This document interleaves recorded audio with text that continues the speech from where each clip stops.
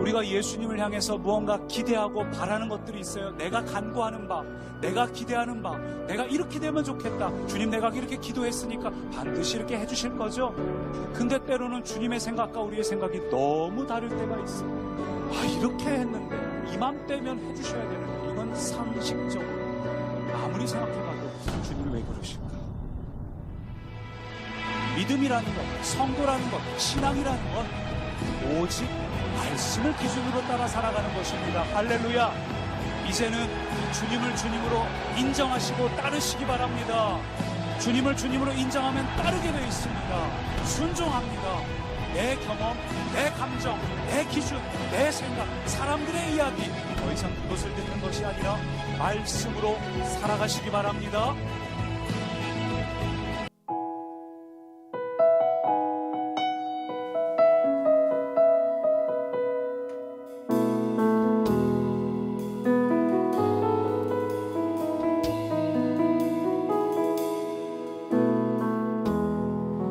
주님, 당신은 내 삶 구석구석까지 감찰하시며 나를 응원하시는 분, 내 길을 밝혀서 영원한 생명의 길로 인도하시며 나를 격려하시는 분, 크고 작은 갈등을 겪곤 하지만 항상 결국 당신을 선택합니다. 오 주님, 당신은 내 삶 구석구석까지 감찰하시며 나를 응원하시는, 오늘도 고생 많으셨습니다. 내 길을 밝혀서 영원한 생명, 주님의 품 안으로 나아가십시오. 인도하시며 나를 격려하시는 분, 크고 작은 갈등을 겪곤 하지만 항상 결국 당신을 선택합니다. 나의 유일한 고백의 대상은 오직 아름다운 당신뿐입니다. 나의 유일한 고백의 대상은 오직 아름다운 당신뿐입니다. 나의 예배를 받으소서, 홀로 영광을 받으소서. 주여, 나의 주여. 오늘 이 예배의 주인 하나님께서 우리를 위로하십니다. 한 번 더 찬양합시다. 오 주님, 당신은 내 삶 구석구석까지 감찰하시며 나를 응원하시는 분, 내 길을 밝혀서 영원한 생명의 길로 인도하시며 나를 격려하시는 분, 크고 작은 갈등을 겪곤 하지만 항상 결국 당신을 선택합니다. 크고 작은, 오늘도 우리가 수많은 갈등을 겪었지만 항상 결국 당신을 선택합니다. 나의 유일한 고백의 대상은 오직 아름다운 당신뿐입니다. 나의 유일한 고백의 대상은 오직 아름다운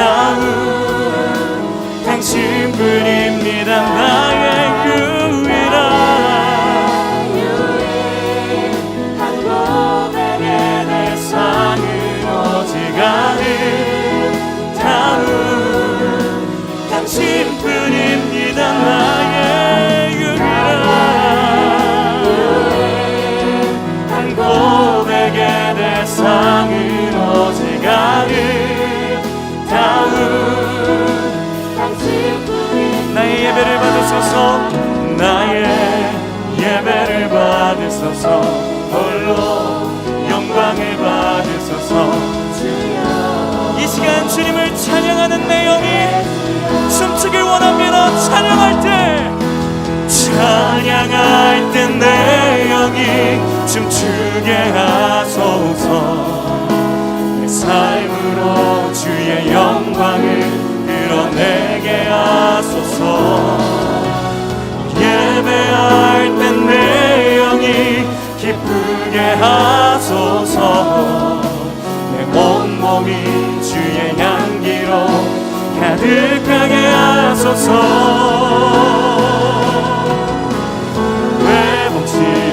회복시키소서. 상한 나의 마음을 주님 앞에 진실하게 일어설 수 있도록.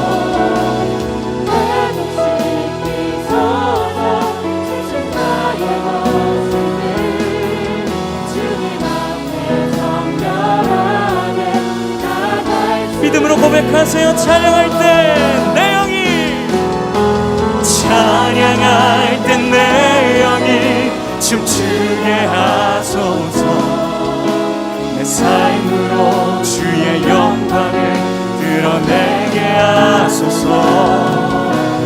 예배할 때 내 영이 기쁘게 하소서.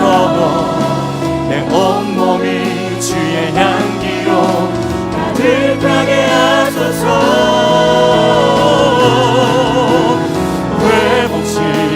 회복시키소서. 상한 나의 마음을 주님 앞에 진실하게 일어설 수 있도록. 회복시키소서. 지친 나의 모습을 주님 앞에 정결하게 나갈 수 있도록. 회복시키소서. 회복시키소서. 상한 나의 마음을 주님 앞에 진실하게 일어설 수 있도록. 회복시키소서. 지친 나의 모습을 주님 앞에 정결하게 나갈 수 있도록. 주님 앞에 정결하게 나갈 수 있도록. 오늘 이 밤 주님을 사모하는 영혼들을 말씀으로 회복시켜 주시옵소서. 말씀으로 온전케 하여 주시옵소서. 할렐루야. 아멘. 아멘.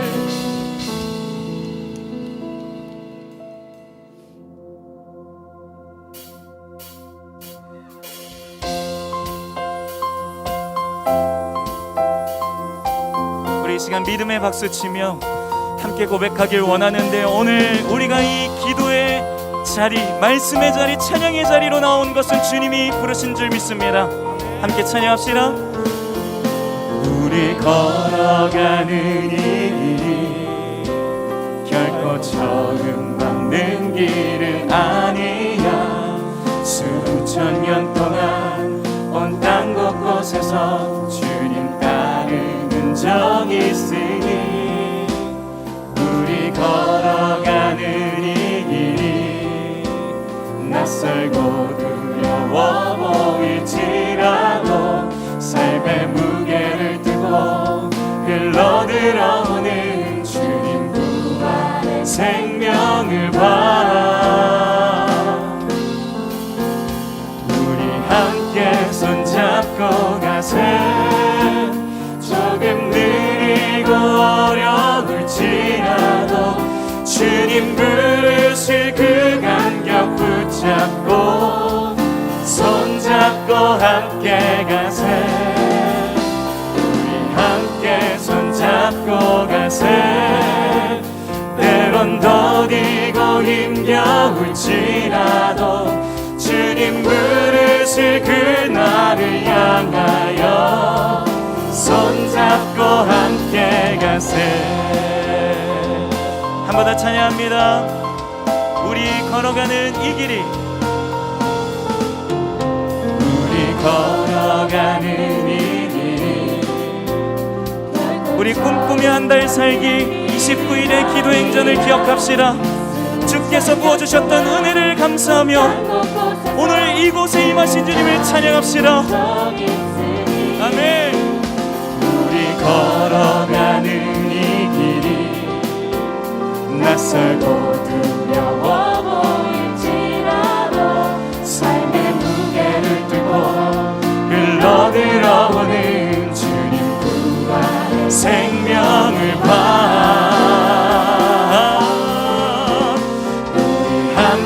손잡고 가세. 조금 느리고 어려울지라도 주님 부르신 그 간격 붙잡고 손잡고 함께 가세. 우리 함께 손잡고 가세.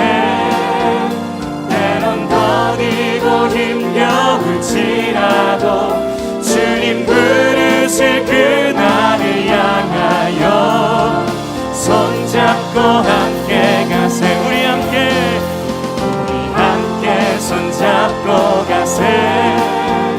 조금 느리고 어려울지라도 주님 부르신 그 간격 붙잡고 손잡고 함께 가세. 마지막으로 함께 손잡고 가세.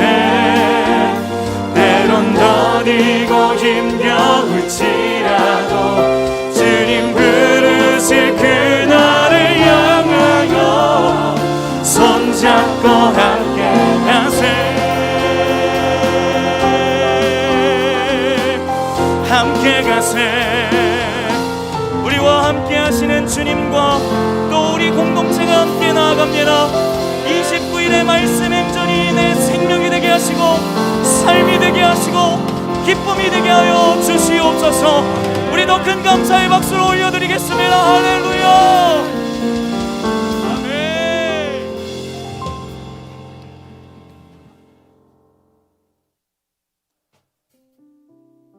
여러분, 지난날의 이 집회들을 우리가 기억해보면 하나님께서 은혜를 참 많이 부어주셨습니다. 여러분 경험하셨지요? 네. 기억하고 계시죠? 네. 그런데 한 가지 변한 것은 코로나라는 이 환경이 바뀌었을 뿐 우리 하나님은 신실하게 오늘도 동일한 줄 믿습니다. 네. 영원히 신실하신 하나님, 바뀌고 또 바뀌는 이 상황과 환경 속에서 주의 백성을 인도하시는 그 말씀으로 오늘 우리를 붙들고 계십니다.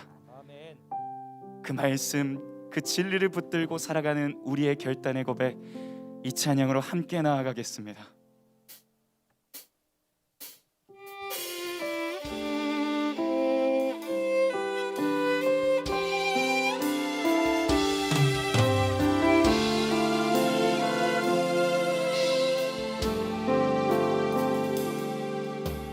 말씀 앞에서 경외함으로 주께 홀로 섭니다. 생명의 말씀 읽고 순종해 주를 예배합니다. 말씀 앞에서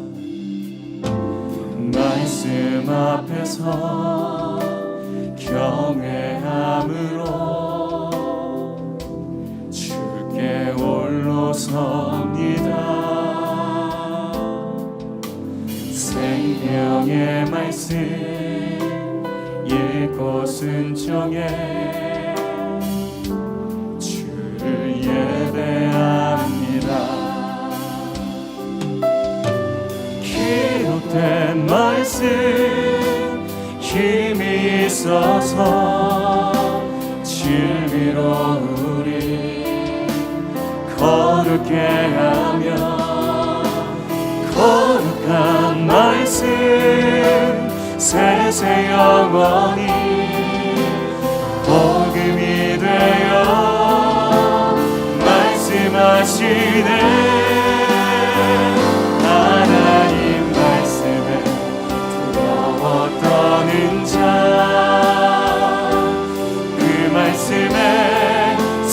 생명을 거는 자 한 사람 찾으시는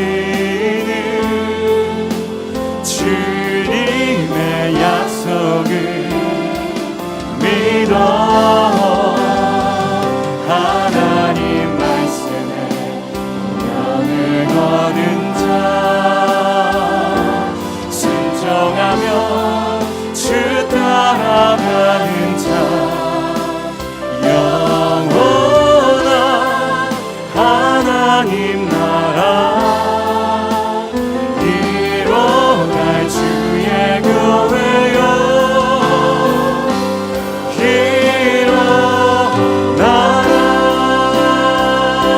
일어나라. 말씀 앞에서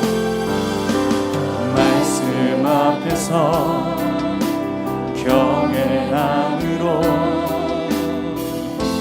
주께 홀로 섭니다. 생명의 말씀 읽고 순종해 주를 예배합니다. 기록된 말씀 힘이 있어서 진리로 우리 거룩해 하며 거룩한 말씀 세세 영원히 복음이 되어 말씀하시네. 하나님 말씀에 떠는 자 그 말씀에 생명을 거는 자 한 사람 찾으시는 주님의 약속을 믿어 하나님 말씀에 명을 거는 자 순종하며 주 따라가는 자 영원한 하나님 나라 이뤄갈 주의 교회여 일어나라. 주 말씀을 우리를 구원해 이르는 지혜인 목숨과 내 뜻 다해 그 말씀에 복종하라. 하나님 말씀에 거는 자 그 말씀에 생명을 거는 자 한 사람 찾으시는 주님의 약속을 믿어 하나님 말씀에 명을 거는 자 순종하며 주 따라가는 자 영원한 하나님 나라. 우리 말씀이신 하나님을 경외함으로 두 손을 높이 들고 마지막으로 찬양합시다. 하나님 말씀에 떠는 자 그 말씀에 생명을 거는 자 한 사람 그 한 사람 주님 여기 있사오니 약속을 믿어 하나님 말씀에 순종하며 주 따라가는 자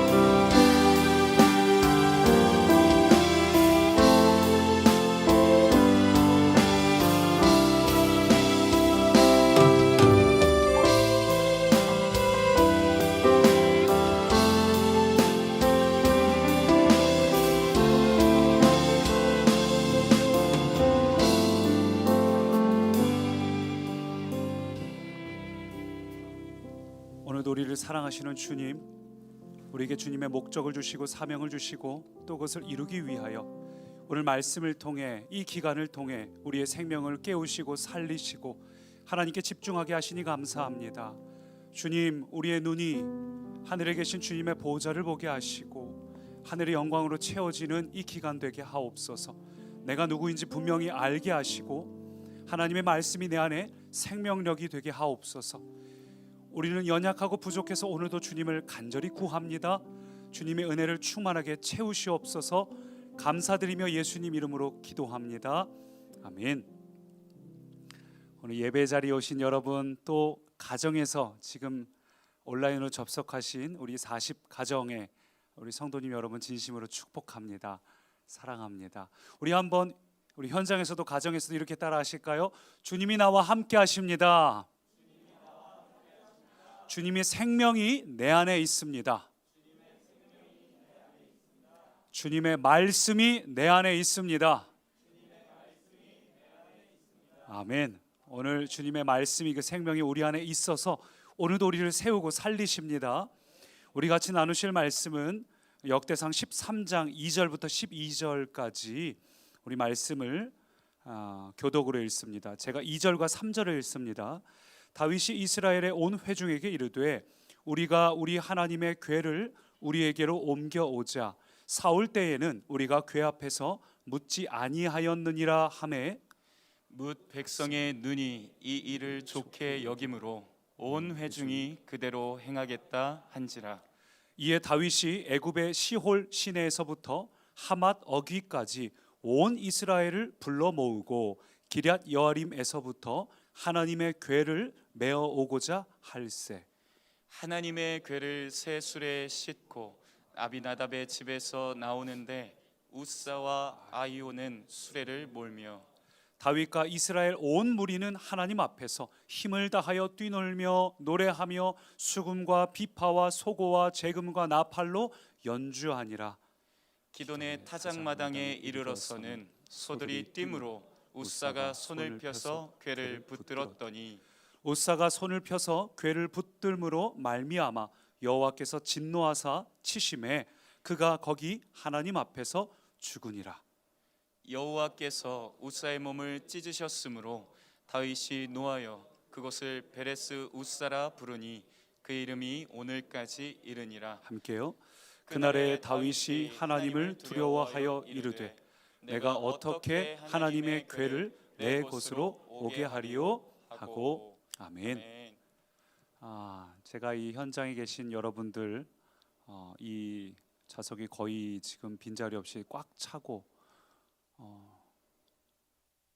우리 대전도 수요일 금요일을 신청을 받아야 될까, 아니면 지금 사실은 약간 여유 있게 지금 좌석 배치가 되어 있는데 지금 일부러 여러분 의자에 가방을 놓을 수 있도록 해놨는데 법적으로 하면 조금 더 늘릴 수가 있어요. 그래서 좌석을 한 줄 더 늘려야 되나 좀 고민이 되기는 하는데, 어쨌든 오늘 이 자리에 이렇게 가득 또 온라인으로도 지금 이렇게 40여 가정이 참여하고 있는 걸 보면서 우리 성도님들이 굉장히 은혜를 사모하고 있구나라는 마음에 개인적으로 얼마나 감사한지 모르겠습니다. 이제 시작한 지 며칠 안 됐는데 벌써 쉽지 않다는 생각이 드는 분들도 계실 거예요. 제가 예수님 자리 하면서 카톡방이 있는데 그 카톡방에 제가 부탁을 했습니다.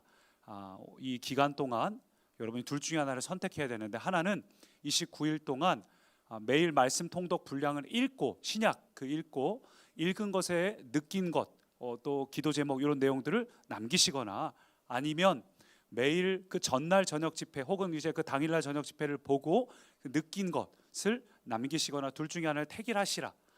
신약 성경 통독은 이제 직장인들에게 쉽지 않을 수도 있으니까 그런 분들은 집회라도 꼭 들으실 수 있도록 그렇게 말씀을 드렸는데, 매일 카톡에 이제 글들이 막 올라오는데 이제 물론 알림 소리는 이제 꺼놓는 걸로 설정을 하고 그렇게 막 글을 올리니까 이 전주도 이제 신약을 읽으면서 지정된 말씀을 읽으면서 계속 카톡에다 묵상한 것들을 올리니까 너무 좋더라고요. 서로 이제 느낀 거, 말씀에 은혜 받은 거, 기도한 거를 같이 올리면서 서로 이렇게 도전이 되고 이러니까 너무 감사하고 좋더라고요.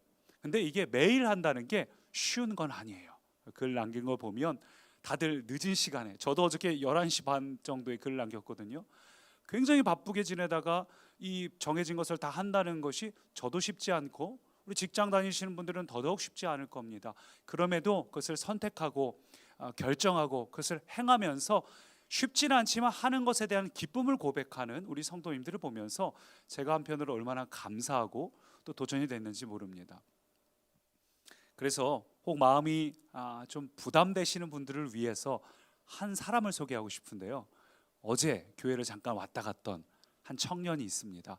최하경이라고, 기억하실지 모르겠어요. 재작년에 안산으로 가정이 이사 가면서 같이 이사를 간 우리 키가 190이 넘었고 드럼을 치던 하경이, 아마 이제 많은 분들이 기억을 하실 텐데, 하경이가 종종 교회를 옵니다. 근데 어저께 화요일에 이제 교회를 잠깐 왔어요.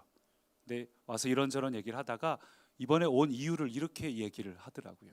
자기가 안산에 있으면서 여러 가지 생각이 들고 또 교회에서, 우리 꿈의 교회에서 있었던 감사하고 고마웠던 일들, 이제 있을 때는 몰랐는데 떠나 보니까 그 소중함을 이제 우리가 가족들도 그렇고 떨어질 때 그걸 느끼잖아요. 이 하경이가 그걸 많이 느끼면서 그런 고백을 하는 겁니다. 자기가 여기 있을 때 한 번은 팔을 좀 다쳐서 근육이 좀 늘어나 가지고 좀 아파서 몇 주 쉬었던 적이 있습니다. 근데 이제 장발 전사님이 이제 드럼 이번 주 칠 수 있겠냐라고 물어보니까 팔 상태가 뭐 칠 수는 있는데, 그때 이제 학교 친구들이 하경이에게 야, 너 지금 조별 과제도 해야 되고 바빠 죽겠는데 그냥 팔도 다쳤는데 좀 그냥 한 주 쉬고 그냥 좀 조별 과제 좀 집중하면 어때? 라고 해서 자기 마음 안에 그런 마음이 자꾸 들더래요. 이 드럼을 치고 섬기는 것이 감사하기보다는 약간 좀 마음에 불평도 있고 나 혼자만 이렇게 다 해야 되는 것 같고 별로 감사가 사라지기 시작하면서 그래 한 주 더 쉬지 뭐 하고 이야기를 했는데, 그게 내내 걸려가지고 그래서 온 거예요. 그래서 이곳에 와가지고 하는 이야기가, 내가 그때는 감사한 걸 감사한 줄 몰랐었다.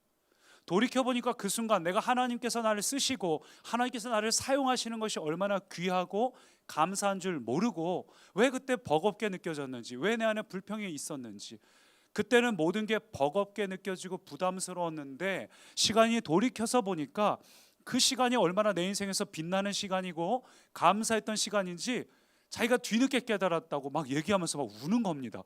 저도 당황하고 그 친구도 당황하고 왜 이렇게 우는지 모르겠다면서 막 줄줄줄 눈물 흘리면서, 그때 내가 왜 그때는 감사한 줄 몰랐을까요? 그래서 여기 온 목적이 감사헌금 드리고 싶어서 와서 직접 헌금하면 감사헌금 드리고 편지도 쓰고 갔어요. 편지도 주고 갔어요. 자기 그 마음을 얼마나 감사했는지를.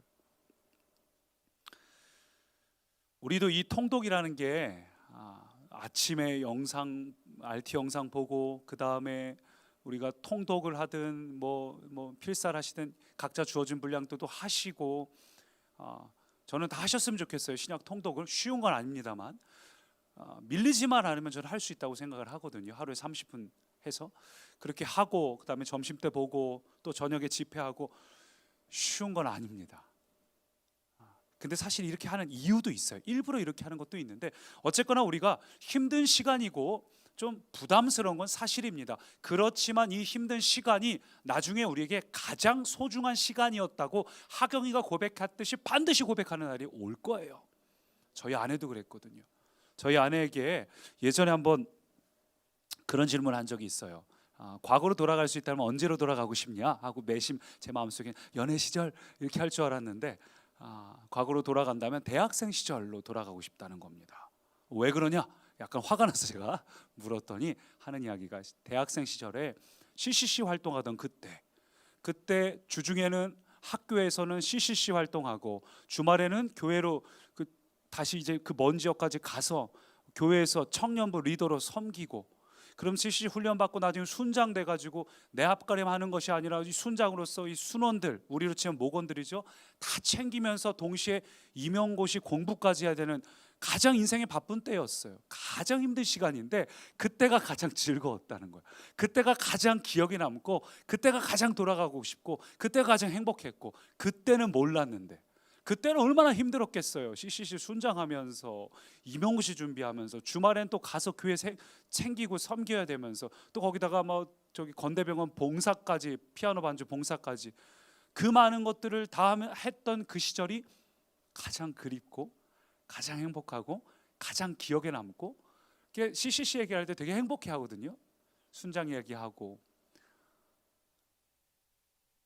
왜 과거를 돌이켜 봤을 때 가장 힘들었던 시간이 가장 행복했을까요? 왜 하경이가 그 시간이 그토록 감사했고 그게 기뻐서 이 자리에 와서 울며 고백하고 감사원금을 드리고 가고 싶은 그 마음이 왜 하경에게 있는 걸까요? 참 희한하지요. 우리의 이번 기간 29일이 부담스러우신 분들도 그 부담을 이렇게 나중에 하나님 앞에서 자랑으로 바꾸시기를 축복합니다. 원래 군대에서도 가장 빡센 훈련 받은 부대, 가장 힘든 부대가 가장 목소리 커요.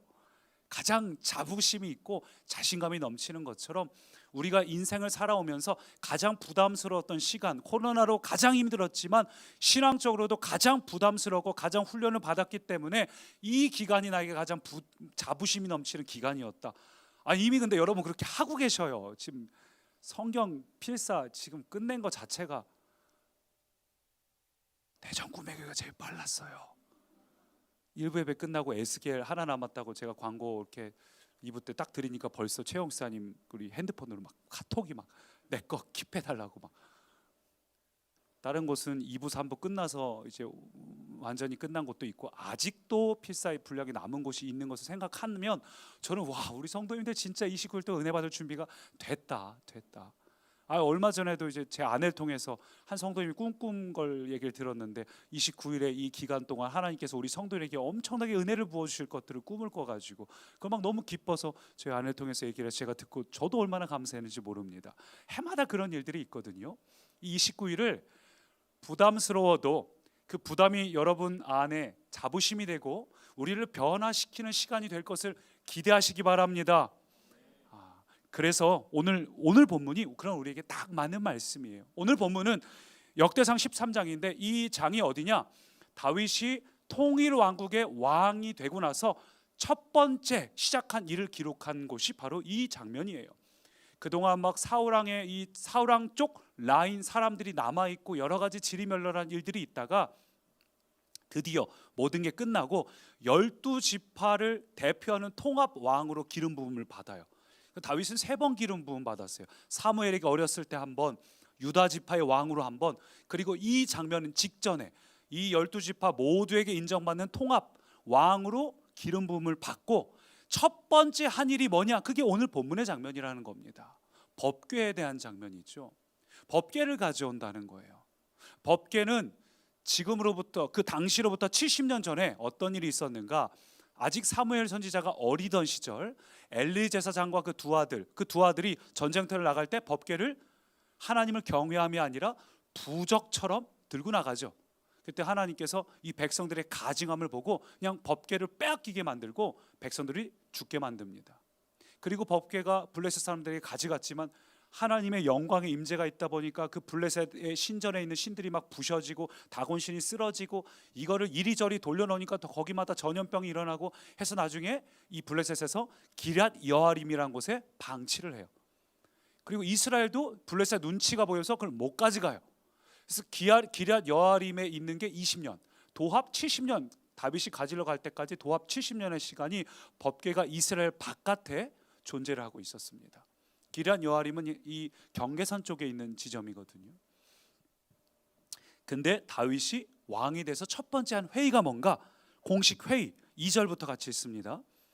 다윗이 이스라엘의 온 회중에게 이르되 우리가 우리 하나님의 궤를 우리에게로 옮겨오자.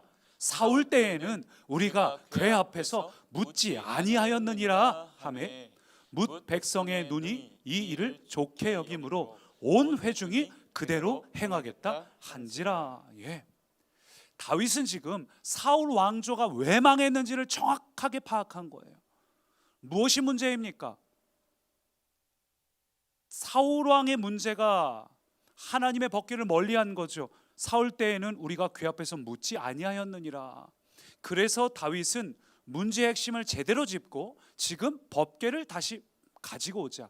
우리로 돌이키자면 오늘 우리의 문제의 핵심이 뭔가? 우리 인생에 이게 문제야. 내 남편이 뭐 정신을 못 차렸어요. 우리 사업이 뭐가 그렇고 코로나 때문에 경기가 어려워서, 그게 문제의 핵심이 아니라 우리가 오늘 말씀을 떠나 있는 게 문제고, 말씀 앞에 다시 돌아와서 하나님의 말씀으로 채워지고 하나님의 말씀에 생명력과 충만한 그게 있으면 문제가 있어도 우리는 이길 수 있어요. 제 기억으로는 우리 바로 이전 세대까지만 해도, 우리 이전 세대 혹은 뭐 불과 50년 전만 해도 이 나라가 그렇게 어렵고 가난했던 시절에도 그리스도인 안에는 큰 기쁨이 있었잖아요. 나라가 가장 고단했던 시절이지만 그리스도 안에는 굉장한 생명력이 있었어요. 제가 가끔 제 마음의 열정이 식을 때 제가 즐겨보는 게, 그 열정의 가장 마지막 세대라고 불릴 수 있는 두란노 경배와 찬양 올레이션스 영상, 그 온누리교회 회당에 가득 찬 이 80년대 90년대 그 시절, 혹은 여의도 아직 비행장이던 시절, 거기에 가득 차서 우리가 하면서 막 하시잖아요. 하스테반 선교사님 여러분 막 하면서 할 때, 그때가 가장 가슴이 설레고 뜨거워요. 제가 몇 년 전에는 이 저녁 29일 할 때 늘 그걸 들어오신 분들을 위해서 영상을 틀어놨던 이유가, 그때 그 순수함, 가장 인생이 고단하고 어렵고 나라의 경기가 어려웠고 그랬던 그 시절에 하나님을 정말 열망했기 때문에 우리가 이겨낼 수 있었거든요. 문제의 핵심이 뭔지 다윗은 명확하게 아는 거예요. 우리가 사울왕 때는 법궤를 멀리했던 것, 즉 우리 안에 하나님의 말씀을 멀리했던 게 문제구나, 그것을 딱 파악한 거죠. 그래서 하나님께서 다윗을 선택한 이유가 여기 있는 거예요. 하나님께서 다윗을 정말 기뻐하시고 특별히 여기시고 어떤 대명사가 되고 다윗을 정말 사랑하시고 아끼셨던 이유는 다윗 자체가 특별해서가 아니라 다윗이 말씀을 소중히 여기는 사람이었기 때문인 거죠. 사실 우리도 마찬가지 아닐까요? 이 시대에 하나님 보시기에 똑똑한 사람 수두룩합니다. 괜찮은 사람, 탁월한 사람, 훌륭한 사람 정말 많이 있습니다. 그럼에도 불구하고 하나님이 오늘 우리를 쓰시겠다는 이유가 뭘까요? 그들과 달리 우리는 오늘 하나님 앞에 서 있기 때문이죠. 오늘 여러분이 이 예배 자리에 서 있다는 것 자체가 그 증거 아닙니까? 오늘 우리는 말씀을 사모하고 말씀이 없이는 살 수 없다는 걸 알기에 때로는 갈등하지만, 그래서 이 특별히 정해진 이 기간 동안 우리의 마음을 모아서 우리가 하나님 앞에 나와서 예배하자는 그 선택, 주님은 탁월한 다른 사람을 쓰시는 게 아니라 주님의 말씀을 선택한 우리를 사용하십니다. 오늘 그래서 주님이 우리를 기뻐하셔요. 오늘 이스라엘 백성들도 이 다윗이 하는 이야기에 다 같이 동감을 하고 이게 가장 중요한 일임을 그들도 고백했어요. 그러니까 이게 어떤 오늘 우리 교회 공동체 안에 일부의 흐름이 아니라 우리 모두의 흐름이 되기를 소망합니다. 이 시대의 문제는 코로나도 경기도 질병도 뭐 정권의 문제도 아니에요. 사울왕에서 다윗으로 바뀌면 뭐가 달라집니까? 정권이 우리가 원하는 사람이 바뀌면 달라집니까? 코로나가 해결되면 달라집니까? 절대로 그렇지 않아요. 진정한 문제의 핵심은 사람이 바뀌는 게 아니라, 문제가 해결되는 게 아니라 우리가 하나님 앞에 돌아서는 겁니다. 특정한 일부의 사람이 아니라 우리 모든 그리스도인들이 함께 마음을 모아가지고 이 영적인 대각성, 불같은 하나님의 임재와 영적인 충만함을 사모하는 일들이 우리 가운데 일어나시기를 간절히 소망합니다. 이 29일의 말씀 행전을 우리 공동체의 모든 세대가 유아부터 어른까지 이 모두가 함께 참여해서 우리가 말씀 앞에 돌아가기를 결단하고 사모하고, 우리 모두가 이것을 좋게 여기고, 제가 예수님자리 카톡방에서 그렇게 일어나는 것처럼 서로가 서로를 격려하고, 목장 안에서도 격려하고, 우리 꼭 집회라도 꼭 봐야 된다, 매일 우리가 이렇게 하자 나누고, 이런 일들이 일어날 때에 모두가 함께 시작될 때 이 불같은 하나님의 일하심들이 우리 공동체 위에 부어지고 불이 옮겨 붙고, 그래서 우리 안에서 또 우리가 속한 그 자리마다 불이 그대로 이어가기를 간절히 축복합니다. 근데 다윗은 우리 교회가 하는 것하고는 스케일이 달랐어요. 우리도 막 최선을 다해서 막 지금 하고 있지만 이 다윗이 준비한 건 어느 정도였냐? 법궤를 옮기는데 들어간 인원이 몇 명이었는지 아세요? 사무엘 하를 보니까 3만 명을 동원했어요. 구경꾼이 아니라 직접적인 행렬이 3만 명. 3만 명 엄청나지 않습니까? 3만 명이 한꺼번에 모여 있으면 거의 뭐 우리 공설운동장 이런 대전 월드 경기장 꽉 차는 인원인데, 그 인원이 직접적인 이 법계 수송단인 거예요. 각 지파에서 최고의 인물들을 모아가지고 그렇게 해서 가히 국가의 역량을 총동원해서 법계 하나를 운반하는데 이렇게까지 하고 있는 거예요. 어찌 보면 법계 자체는 굉장히 작은 거죠. 이거 하나를 옮기는데 이렇게까지 해야 되나? 우리도 요즘 그런 생각 들 수가 있잖아요. 29일에 말씀 행전 하는 건 좋은데 이렇게까지 해야 되나?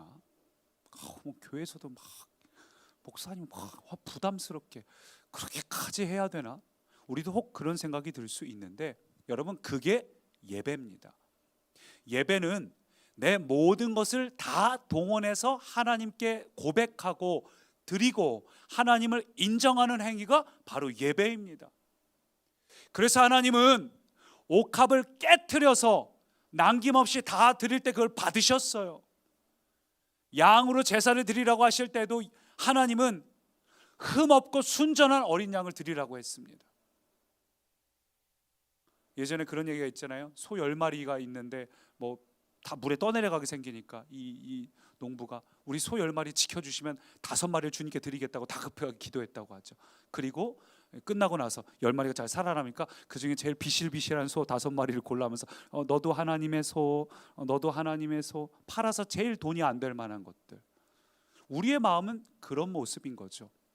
근데 예배는 그런 게 아닙니다. 예배는 주님께서 분명히 말씀하셨어요. 네가 있는 양으로 드릴 때 너가 가장 귀히 여기고 너가 가장 최고로 여기는 흠없고 순전한 양을 드리라. 향유 옥합 다 깨트려 드리라. 이게 주님이 원하신다는 예배라는 겁니다. 솔직히 우리의 삶을 돌이켜보면 어떤가요? 우리가 자녀가 대학교 입학할 때, 우리가 승진을 앞두고 어떤 계약을 앞두고 내가 어떤 중요한 일을 앞두고 우리가 거기에 쏟는 정성이나 시간에 비한다면 예배는, 그에 비하면 상대적으로 대충 남는 시간에. 그래서 힘든 거예요. 왜 예배가 힘들까요? 숙제가 되니까요. 내가 중요한 일을 다 하고 남는 짜투리 시간에 이걸 하려니까 힘든 거예요. 중요한 일 다 끝내고 남는 내 여유 시간인데 이 소중한 여유 시간을 쪼개서 예배 드리려니까 아까운 거예요. 나 여유 시간 즐겨야 되는데. 근데 사실은 예배가 가장 중요한 일이 되어야 합니다.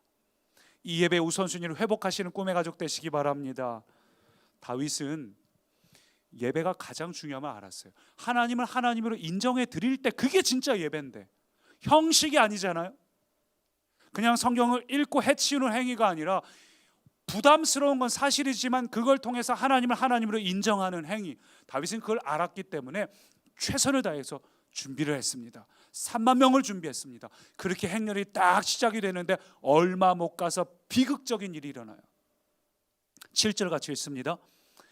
하나님의 궤를 새 수레에 싣고 아비나답의 집에서 나오는데 우사와 아이오는 수레를 몰며. 궤를 실을 수레도 새 걸로 새로 제작을 해가지고 우사와 아이오가 수레를 딱 몰고, 이제 소가 몰고 이 우사와 이 아이오 두 사람이 앞뒤로 서 있는 겁니다. 이 사람이 누구냐면 이 기럇 여아림에 20년 동안 법궤가 방치되어 있었다고 했죠. 그 기럇 여아림 집주인이 아비나답이라고 레위 지파인데, 이 사람의 두 아들, 이 아비나답이 직접 행진하는데 같이 가기 너무 나이가 많아서 두 아들인 우사와 아이오가 수레 앞뒤에서 법궤를 그동안 지켜왔던 이 레위 지파가 두 사람이 앞뒤로 몰면서 가고 있는데, 9절 계속 보죠. 기돈의 타작 마당에 이르러서는 소들이 뛰므로 우사가 손을 펴서 궤를 붙들었더니 우사가 손을 펴서 궤를 붙들므로 말미암아 여호와께서 진노하사 치심에 그가 거기서 하나님 앞에서 죽으니라. 지금 아마 이스라엘 모든 백성이 나와 있었을 겁니다. 모든 백성들이 나와가지고 법궤를 또 언제 보겠어요? 지성소에 들어가면 못 볼 텐데 막 구경하면서 이 엄청난 기쁨과 축제, 3만 명의 퍼레이드, 막 노래하고 춤추고, 요즘으로 치면 군악대가 지나가고 경찰 사이렌카 막 지나가고, 그 다음에 뭐 뭐 군인들 차 막 지나고 온갖 퍼레이드가 막 이어지면서 가장 하나님의 법궤가 하이라이트인 지점에 있고, 그렇게 화려하게 지나가면서 온 백성이 그걸 보고 있는 그 자리 눈앞에서 웃사가 죽어버렸어요. 찢겨 죽었다고 이야기를 합니다. 아마 비극적으로 죽은 것 같습니다. 그러니 모두가 보던 축제의 자리가 갑자기 눈앞에서 끔찍하고 참혹하고 뭐라 말할 수 없는 갑자기 비명소리로, 환호성의 비명소리로 바뀌는 이 끔찍한 자리로 갑자기 바꿔버린 겁니다. 너무나 큰 충격이에요. 그 자리에 막 어린아이들도 있었을 텐데 얼마나 충격받았겠습니까? 얼마나 실망했겠어요. 특별히 다윗이 얼마나 상심했겠습니까? 다윗이 처음에는 분노했고 그 다음에 하나님께 실망하고 또 하나님을 두려워서 어떻게 하지를 못해요. 그래서 다윗이 그 법궤를 근처에 있는 오벳 에돔의 집에 갖다 놓는데 3개월 동안 방치를 합니다. 그러니까 다윗도 지금 굉장히 상심한 거예요. 어떻게 그냥 나는 더 이상 안 볼란다, 그냥 그런 상태. 다윗의 마음이 상심한 상태. 정말 이해가 안 되는 상황이 이렇게 불쑥 찾아올 때가 있어요. 때로는 우리가 29일의 이 말씀 행전 같이 우리의 삶에서 어떤 하나님 앞에 무언가 정말 최선을 다하고 하나님을 사랑한다고 고백하고 하나님께 무언가를 행하고 있는 그럴 때 오히려 비극이 찾아올 때가 있습니다. 이해가 되지 않아요. 내가 하나님을 떠나 있을 때 이런 일이 일어나면 내가 이해를 하겠는데, 내가 하나님 떠나서 마음대로 살 때 그런 일이 있었으면 내가 인정을 하겠는데, 내가 하나님을 사랑하고 하나님을 예배하고 하나님 앞에 나와 있는데 헌신하겠다고 결단했는데 왜 이런 일이 일어나는지 이해되지 않아요. 제 폐수술한 일도 신학교 안 가기 전에 내 마음대로 살 때는 멀쩡했는데 왜 신학교 가서 하나님 앞에 헌신하기로 결단한 순간 여길 치셨는지, 그때 제가 제 인생 처음으로 하나님이 의심됐던 순간입니다. 정말 이해되지 않아요. 왜 이럴까? 너무 답답하죠. 오늘 그래서 우리가 이 사건을 통해서 하나님이 왜 그러셨나, 오늘 우리가 그래서 목적도 중요하지만 그것을 이루는 과정이 굉장히 중요하다, 이게 말씀 제목인데, 우리가 29일의 말씀 행전을 하는 게 너무 중요한 거 알아요. 다윗도 그랬고 우리도 그렇고, 더 중요한 건 목적을 이루는 우리의 방법, 과정, 우리의 태도, 이게 더 중요합니다. 그럼 다윗이 무엇을 간과하고 있었나? 두 가지가 필요한데 한번 따라 하시죠. 땀방울이 없다. 땀방울이 없다. 두 번째는 눈물이 없다. 눈물이 없다. 다윗의 이 행렬에 두 가지 아쉬움이 있어요. 첫 번째는 땀방울이 없었고요, 두 번째는 눈물이 없었어요. 땀방울이 없었다는 게 무슨 얘기인가? 원래 법궤를 어떻게 옮겨야 됩니까? 사진을 보시면 법궤는 원래 이 법궤 사이에 나무 막대기를 궤를 끼워가지고 이렇게 짊어지고 가는 거예요. 이 제사장들 네 명이서 짊어지고 가는데, 그것도 성경에 다 지정되어 있습니다. 고핫 자손이라는 레위 지파 안에서도 고핫 자손들이 저거 담당이에요. 저 나르는 거 전용 담당하는 자손들이 따로 있습니다. 고핫 자손들이 저거를 꿰어서 날라야 돼요. 이건 하나님께서 친히 제정하신 방식이고, 광야에서 40년 동안 어떤 먼 거리를 가든지 늘 저 방식으로 해왔습니다. 늘 법궤를 어깨에 짊어지고 다녔어요. 근데 다윗은 왜 저 방식대로 안 했을까? 다윗이 미처 몰라서 그랬을까요? 아니에요. 다윗이 3개월 동안 방치해둔 그 오벳 에돔의 집, 오벳 에돔 입장에서 얼마나 황당한 일입니까? 근데 오벳 에돔 집에 둔 이유가 있어요. 오벳 에돔이 고핫 자손이거든요. 다윗 알고 있습니다. 고핫 자손이 어깨 맨다는 거 알고 있어요. 그러니까 법궤를 둘 때도 다급하게 근처에 고핫 자손 집 어디가 제일 가까워 해서 오벳 에돔 집에 갖다 놓은 걸 보면 다윗도 알고 있어요. 고핫 자손이 어깨에 궤에 매여서야 되는 걸 알고 있지만 다윗이 왜 그랬나? 일단 거리가, 예루살렘까지의 거리가 16km입니다. 멀죠? 16km를 사람 넷이서 이걸 법궤를 짊어지는 건데, 법궤의 크기가 아까 보셨겠지만 법궤가 굉장히 큽니다. 이게 다 금으로 입혀 있어요. 금의 두께가 어느 정도인지 모르겠지만 금은, 우리가 뭐 금덩이를 들어볼 일이 별로 없지만 금은 지구상에서 가장 이 밀도가 높은 금속 중에 하나입니다. 단단하기도 하고, 그래서 이 밀도가 가장 높은 금이기 때문에 굉장히 무거워요. 그 사람 넷이서 저거를 짊어지고 가려면 어깨가 부서질 것 같고 땀이 막 비오듯 흐를 겁니다. 그 다윗은 그렇게 하기보다는, 그 고생을 하기보다는 또 수레로 나르는 게 훨씬 깔끔하잖아요. 보기에도 좋잖아요. 이 막 축제 행렬을 막 사람들이 다 지켜보고 있는데 거기서 이 네 명이 이걸 땀을 뻘뻘 흘리고 하고 있으면 얼마나 안타깝습니까? 제가 요 29일 동안 찬양이 최고 중요하니까 장발전사를 무조건 29일 동안 내내 써서 발전사가 목이 쉬어갖고 막 목이 쉬어서 컬컥하면서 노래를 부르고 있으면 우리 성도님도 불편할 거 아니에요. 목사님 딴 사람도 좀 시키지 바울이만 시키나. 이런 식으로 다윗의 입장에서 이 축제의 자리에 기왕이면 깔끔하고 보기도 좋고 그렇게 하기 위해서 수레에다가 딱 싣고 간 거죠. 저도 그런 유혹을 자주 받아요. 29일 기간 동안 제 안에 어떤 마음이 드는지 아세요? 우리 성도님들이 한 분도 빠짐없이 은혜를 받았으면 좋겠는데 목적은 똑같아요. 근데 어떻게 하면 우리 성도님들이 가장 부담스럽지 않게, 가장 마음이 불편하지 않게, 깔끔하게,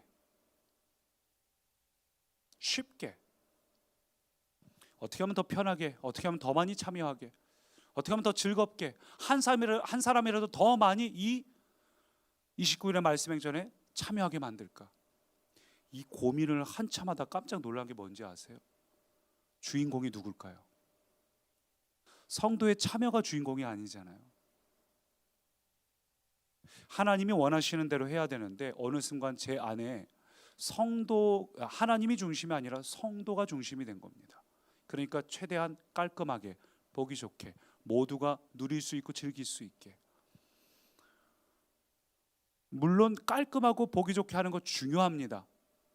그렇지만 그 중심에 힘들고 어려운 것들을 하나님이 원하신다면 그것을 선택하는 게 맞아요.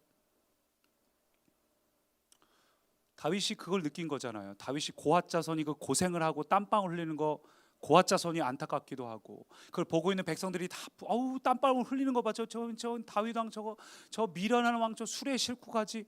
블레셋에서 옮길 때도 수레 실었다며. 이런 소리 듣고 싶지 않고 그냥 다 보기에 깔끔하고 좋은 그런 축제를 만들고 싶은 그 충동. 저도 그래 와요. 저도 제 안에 우리 성도님들이 한 명이라도 더 참여하기 위해서 조금 덜 힘들었으면 좋겠다, 최대한 덜 힘들었으면 좋겠다. 아니요, 그게 아니에요. 그게 아니에요. 주님이 계속 저에게 주시는 마음 뭔지 아세요? 헌신하게 만들어야 돼. 훈련하게 만들어야 돼. 우리 성도님들이 헌신하고 훈련하고 하나님 앞에 나의 시간을 드리고 깨트리는 그 과정이 있어야지만 그가 진정한 하나님의 사람이 될 수 있다는 마음을 하나님이 계속 주셔요.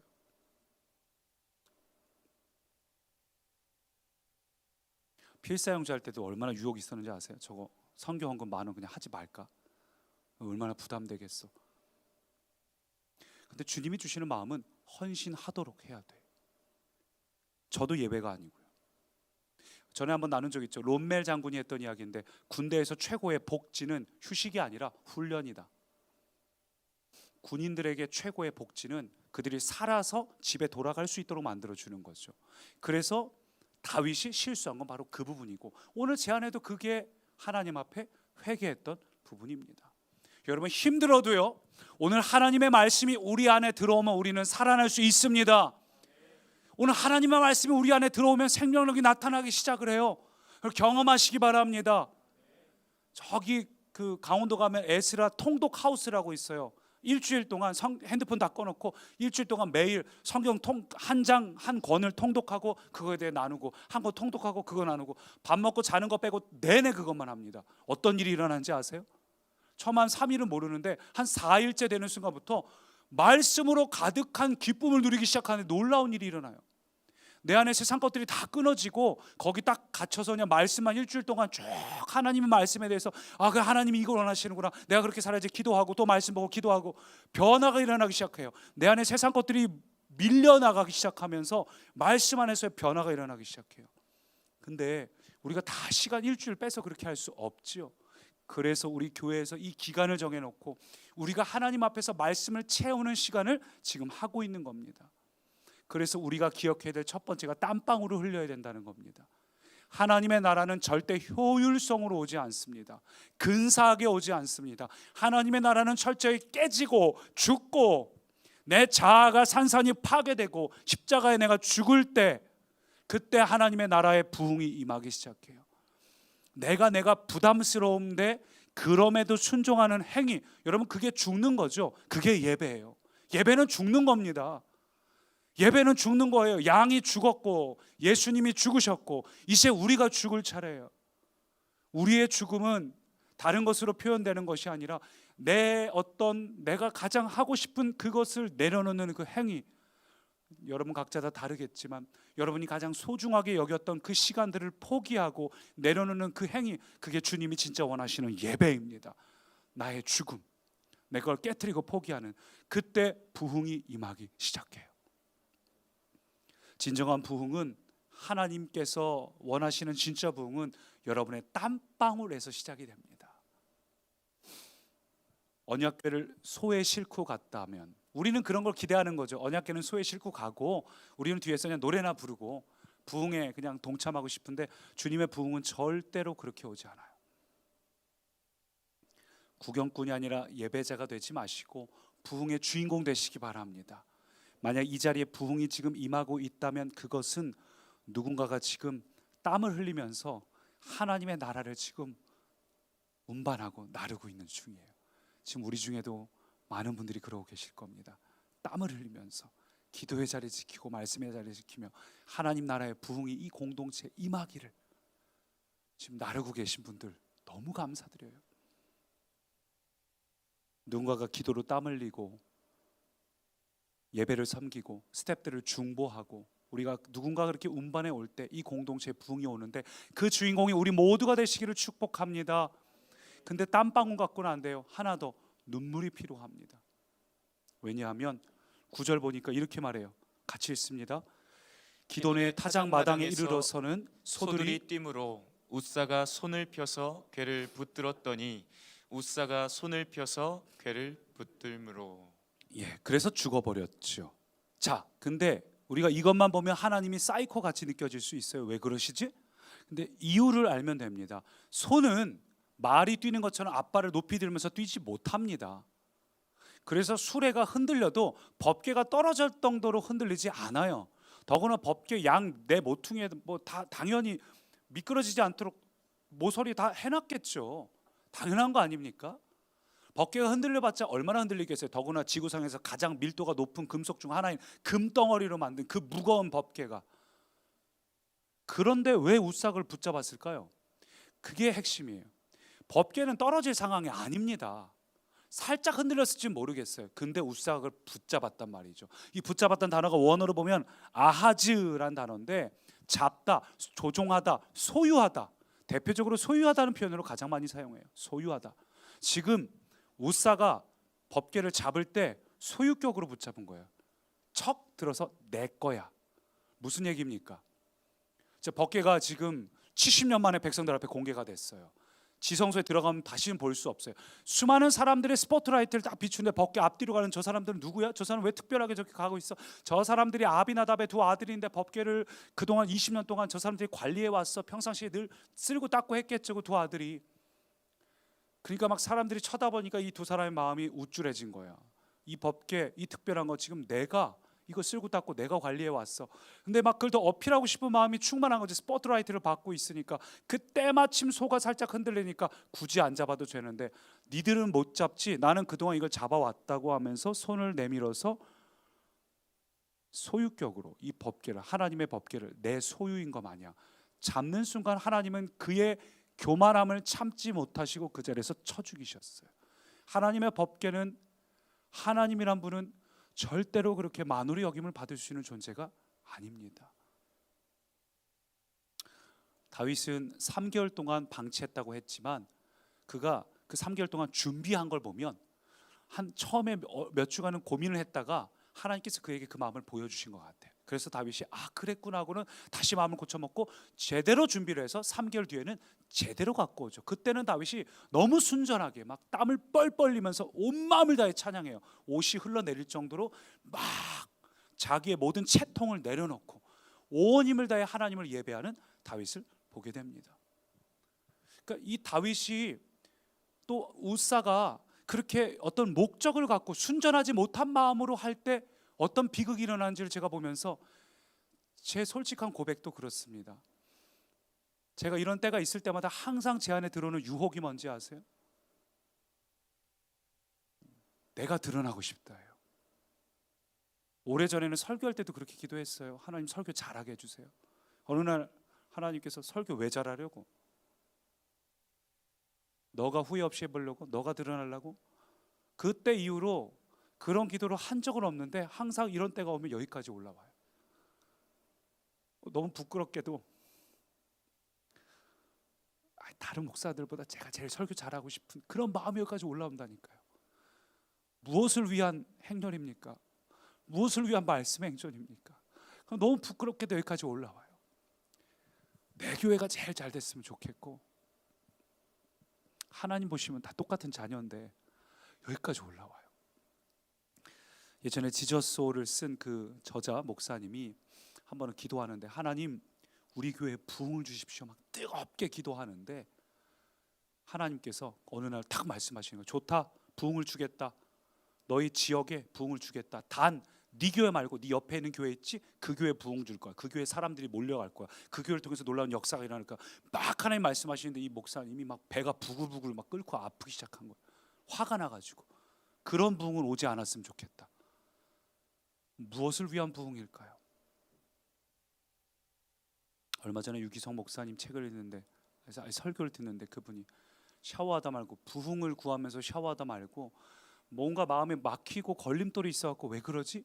하는데 주님께서 지금 네가 원하는 부흥은 그냥 네 교회가 잘 되길 바라는 거다. 진짜 부흥이 아니다 라고 하셔서 샤워하다 말고 울고, 또 씻다 말고 또 울고. 근데 며칠간 제 마음이 그랬어요. 뭔가 걸려있는데 내가 어떤 목적을 가지고 하나님 앞에 순전하게 눈물 흘리는 자가 아니라 어떤 목적을 가지고 하나님을 나가는 계산적인, 여러분 혹 이 29일의 말씀 행전 동안 우리가 바라는 어떤 목적이 있다면, 목적이 있을 수는 있습니다. 기대하는 바가 있을 수는 있어요. 그렇지만 그게 우선이 되지 않고 정말 하나님을 순전하게 예배할 때 자연스럽게 따라오는 하나님의 선물과 은혜임을 잊지 마시기 바랍니다.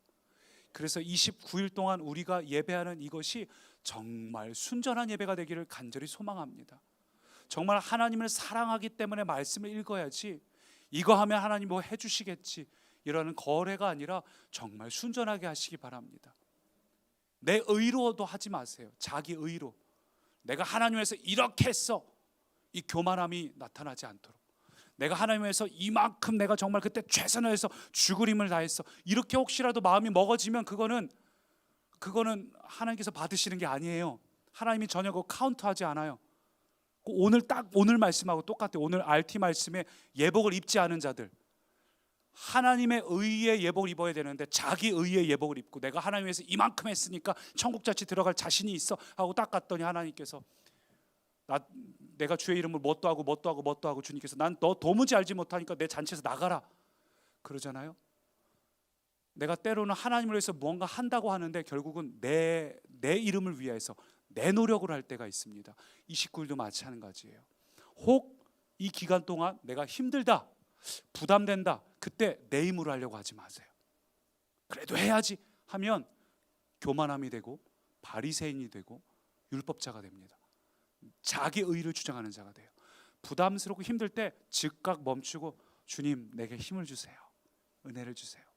그 주님이 공급하시는 생명력으로 29일을 해나가는 꿈의 가족 되시기를 간절히 소망합니다.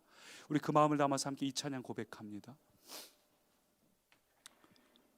이 후렴 가사, 하나님 말씀에 두려워 떠는 자, 그 말씀에 생명을 거는 자, 그 한 사람 다윗을 찾으셨던 그 주님, 오늘 그 사람을 찾고 그 사람을 통해 부흥을 주신다는 그 약속을 여러분 기대하면서 이 찬양 같이 고백합니다.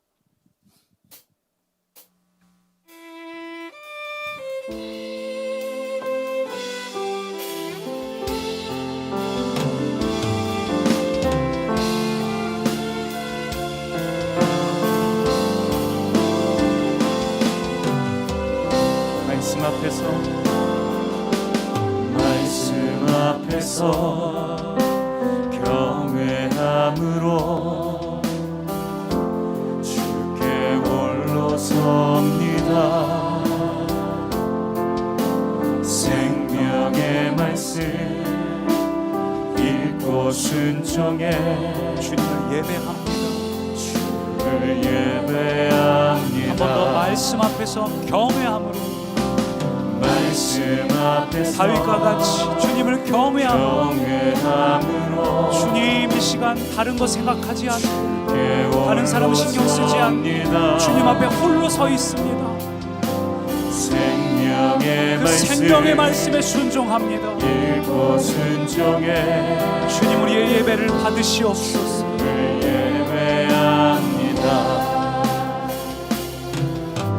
기록된 말씀 힘이 있어서 진리로 오늘 우리의 생각, 우리의 삶을 거룩하게 만드는 말씀, 거룩한 말씀 세세 영원히 나를 살리는 복음이 되어 복음이 되어 오늘 우리에게 말씀하십니다. 말씀하시네.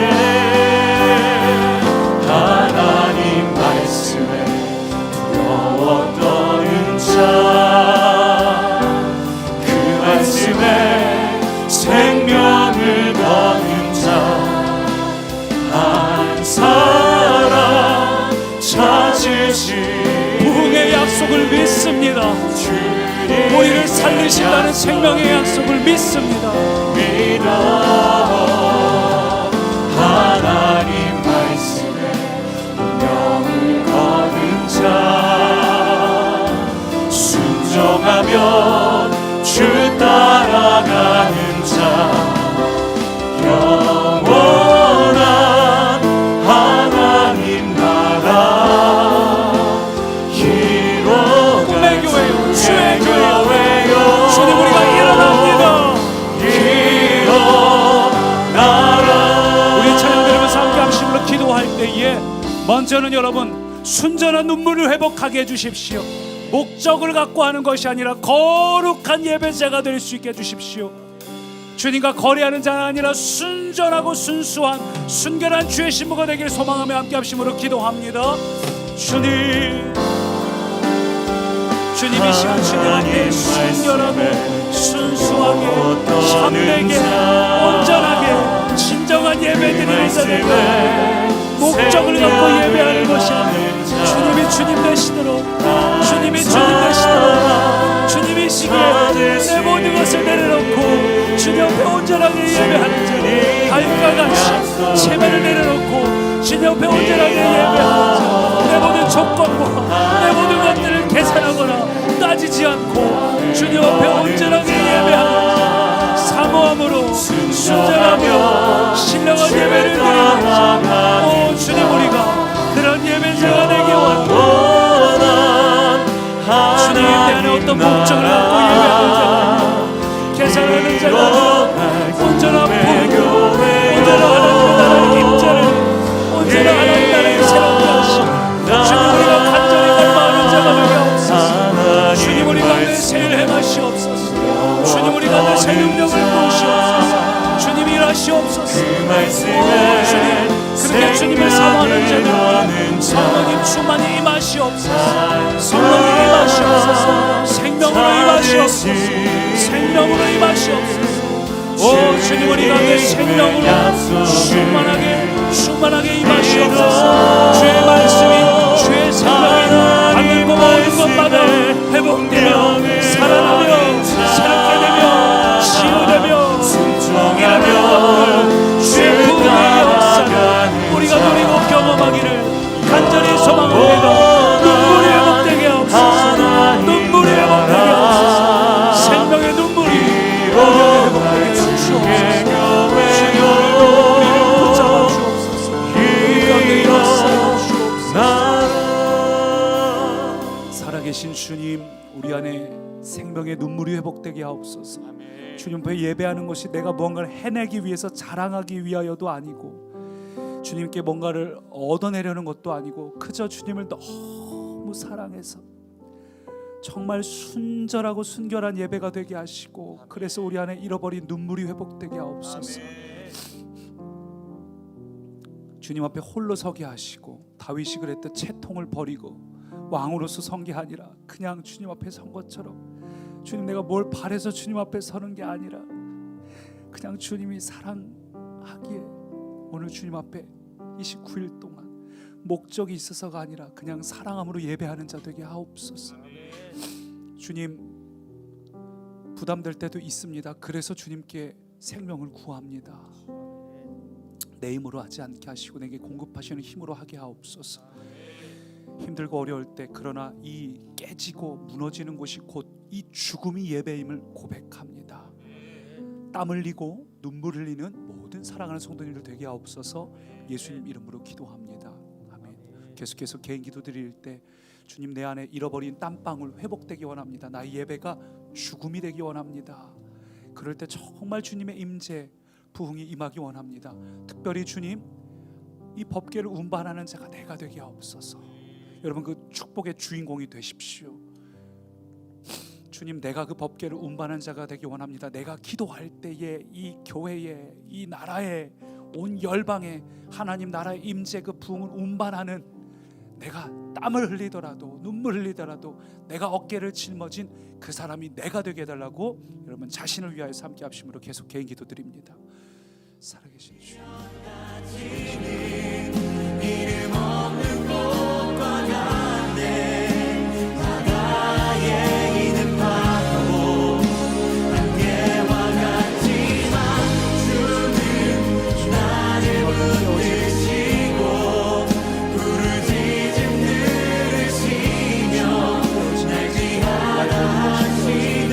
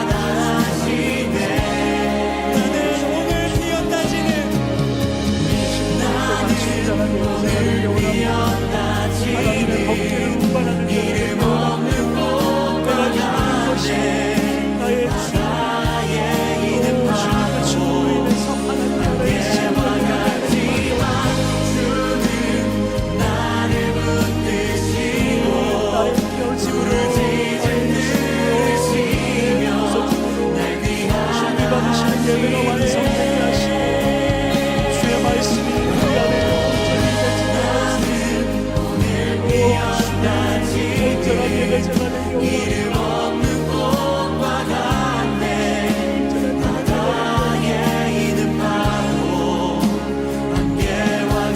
주님 앞에서 포기하지 못하는 나의 땀방울을 회복되게 하옵소서. 주님 앞에서 잃어버렸던 순전한 눈물